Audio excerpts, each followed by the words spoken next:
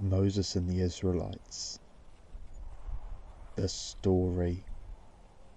Pharaoh officially granted Moses, Aaron, and the Israelites permission to depart Egypt and travel into the wilderness, taking their possessions, the goods plundered from the Egyptians, and Joseph's bones with them, keeping the request Joseph made in Genesis 50:25, to the land God promised to their forefathers Abraham, Isaac, and Jacob, and their leader Moses. Throughout their journey from Egypt to the Promised Land, God travelled with them in the form of a pillar of cloud during the day and a pillar of fire during the nights.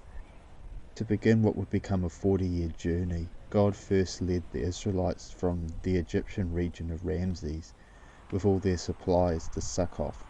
From Succoth, God brought them to the land of Ephraim, choosing not to take them along the shorter but more dangerous route towards the land of the Philistines. Out of Ephraim, God commanded Moses and the Israelites to backtrack and settle in Pi-hahiroth, settling between Migdol and the sea, and in front of Baal-zephon. Moses and the Israelites departed Pi-hahiroth, following Pharaoh's change of heart, crossing the Red Sea on the dry earth underneath the water, which Moses had parted in two on God's command, with the water acting as two walls on either side. The Israelites emerged from the Red Sea and continued into the wilderness of Shur, after Moses rejoined the sea waters, drowning Pharaoh and the Egyptians who followed them. Moses and the Israelites travelled into the wilderness of Shur or Ephraim, but couldn't find any water. However, after 3 days they found some at a location later named Marah, meaning bitterness, named such because this water was undrinkable. The Israelites complained to Moses about this, and God threw a tree into the water, turning it sweet. Subsequently, Moses advised his fellow Israelites to submit to God's will and stated no trouble would come their way if they remained humble. After Marah was Elim, a spot with 12 springs of water and 70 date palms. Moses and the Israelites left Elim and camped by the Red Sea. They then travelled through the wilderness of Sin, the area between Elim and Sinai. The Israelites grumbled about the lack of food and reminisced on the great food they enjoyed in Egypt. God heard the word of his people, promising to send from heaven meat in the evenings and bread in the morning. All God said came to pass. During the evening, God filled the Israelites' camp with quails. In the morning, the Israelites awoke to a layer of dew painted around their camp, which evaporated into a fine flaky substance, as fine as frost. It was white, resembled coriander seeds, and tasted like wafers with honey. The Israelites named it Manna and ate it until they arrived at the Promised Land.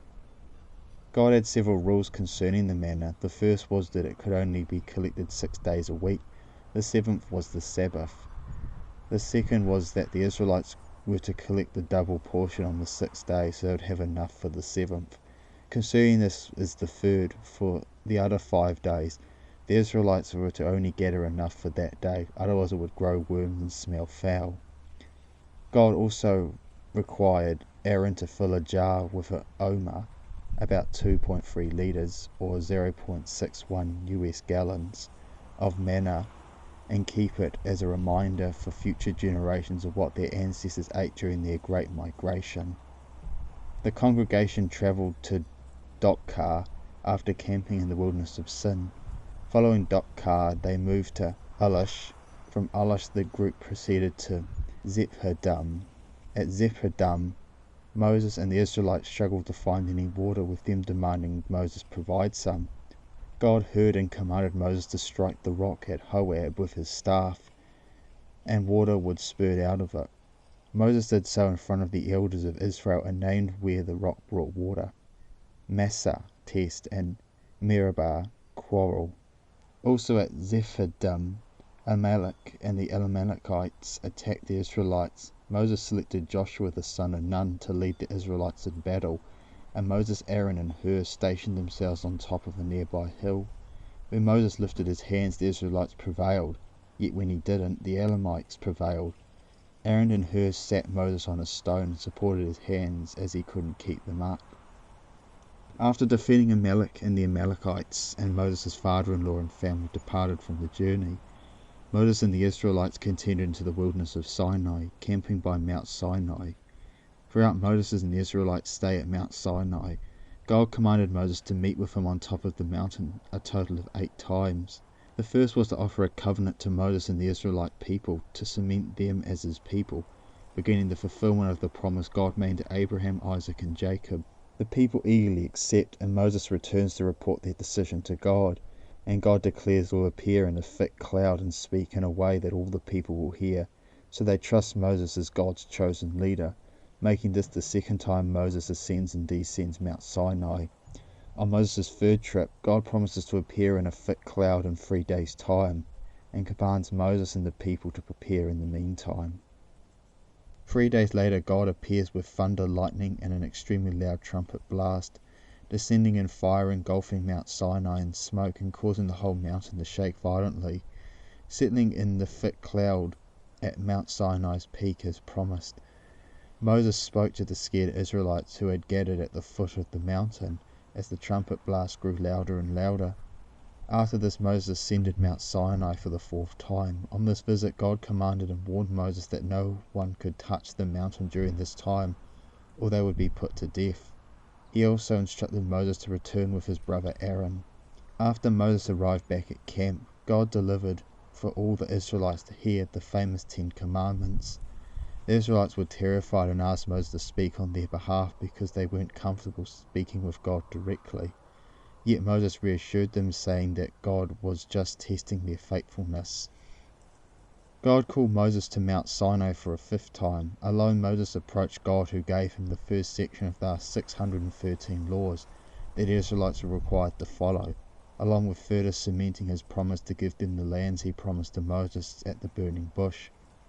For Moses' 6th visit to the top of Mount Sinai, God commanded Moses to bring Aaron and 70 of Israelites' elders, including Aaron's sons, Nadab and Abihu.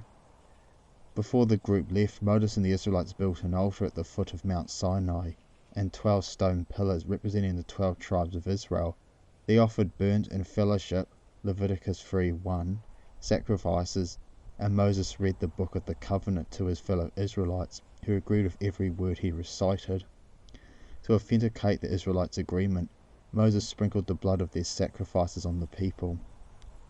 Following the ceremony, Moses, Aaron, and the elders climbed Mount Sinai, where they saw and spent time with God.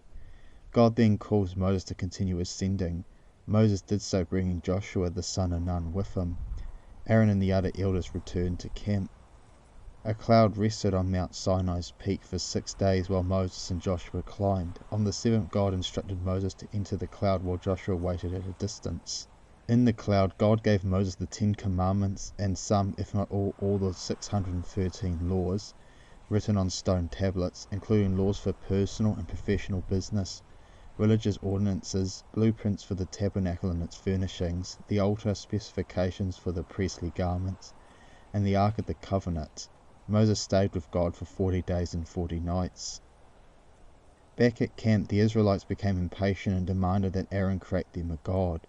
Aaron used all the gold he found around the Israelites' camp and fashioned it into a calf, known as the golden calf.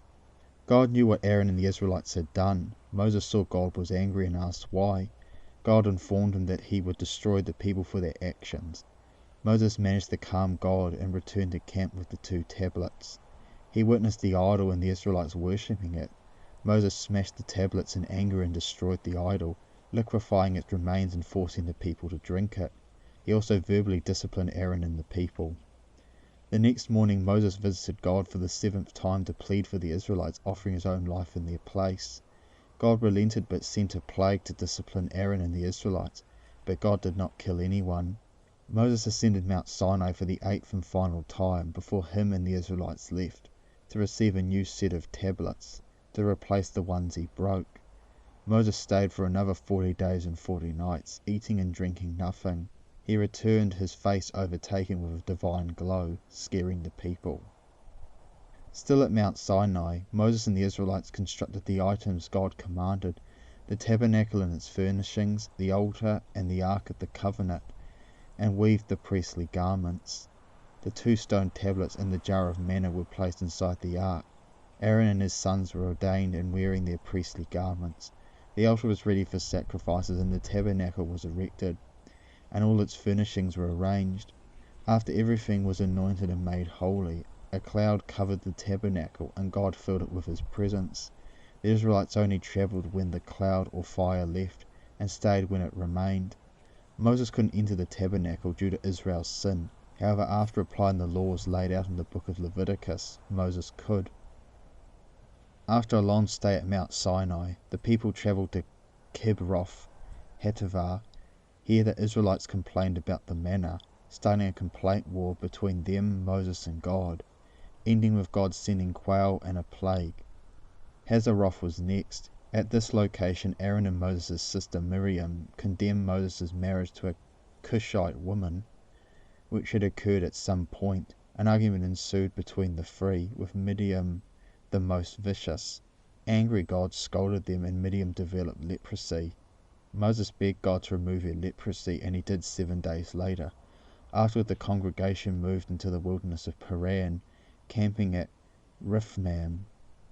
After Rifmah, Moses and the Israelites travelled to Rimopez, Libnah, Rizah, Keralaphah, Mount Shephar, Heradah, Markaloth, Taraph, Terah, Mifkah, Heshmoth, Mosroth, Ben Jacan, Hor, Haggadad, Jotbath, Abarith, and Zeron Geber.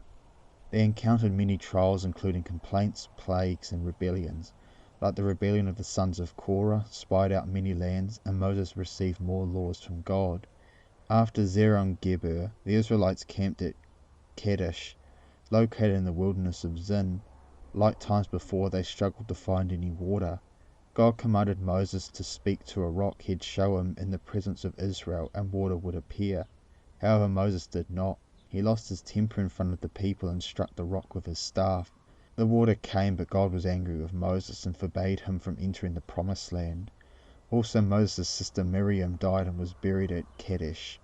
Another death occurred at their next stop. Aaron passed on at Mount Hor, situated at the border of Edom, aged 123 years old. Before he passed, Aaron's priestly garments were given to his eldest Eleazar, and the Israelites mourned Aaron 30 days after he didn't return.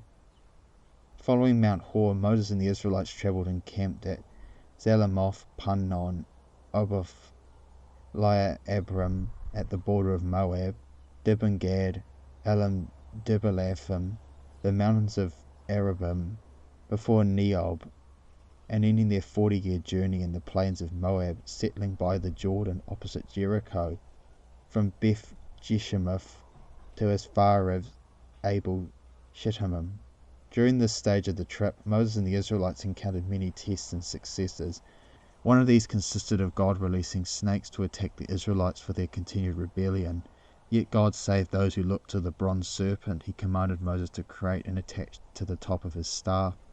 Also, by the time the congregation arrived at the Jordan River, the generation that Moses and Aaron led out of Egypt had died, and only their children and onward remained. Because of their parents' continued rebellion towards God, he forbade them from enjoying his promise. Before the new generation of Israelites entered the promised land and Moses passed away, Moses preached a long sermon to the people detailing their parents' time in Egypt, the 40-year journey, the 10 commandments, and the 613 laws, and warned them not to repeat the mistakes of their parents.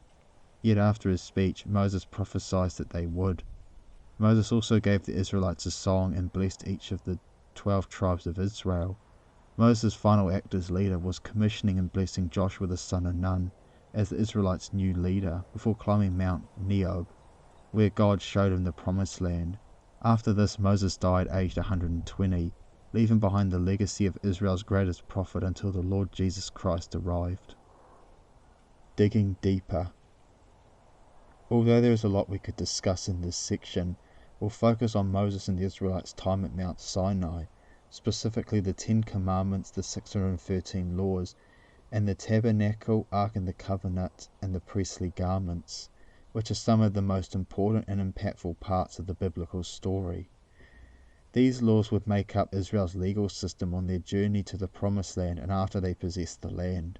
They covered all areas of life: crimes like murder, theft, and adultery and their consequences, professional relationships and conduct like honest business practices, personal relationships and conduct with family, spouse, and friends, how and what sacrifices God required from the Israelites: burnt grain, peace, sin, trespass, purification, and reparation offerings, festivals like Passover and unleavened bread, and other needs with the relationship between God and his people, and everything in between. The 10 Commandments could be taken as the primary laws, the ones that offend God the most if broken. During part of Moses' time with God at Mount Sinai, Moses received the plans for the tabernacle and its furnishings, the specifications for the priestly garments, and the Ark of the Covenant. The tabernacle, also known as the Tent of Meeting, was God's dwelling place from Mount Sinai until the construction of Solomon's temple. It was assembled and deassembled throughout Israel's journey and stationed in their camp center. It was an area surrounded by a tall fence.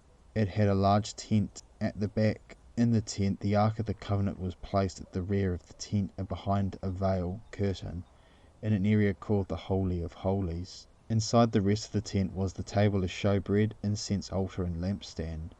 The table of showbread was used for holding 12 loaves of bread that the priest would eat with God on the Sabbath, the 7th day of the week. The incense altar was used for unleashing a sweet smell to God every morning and night, and the lampstand, in the shape of the Hanukkah menorah, was used for light, the only light in the tabernacle.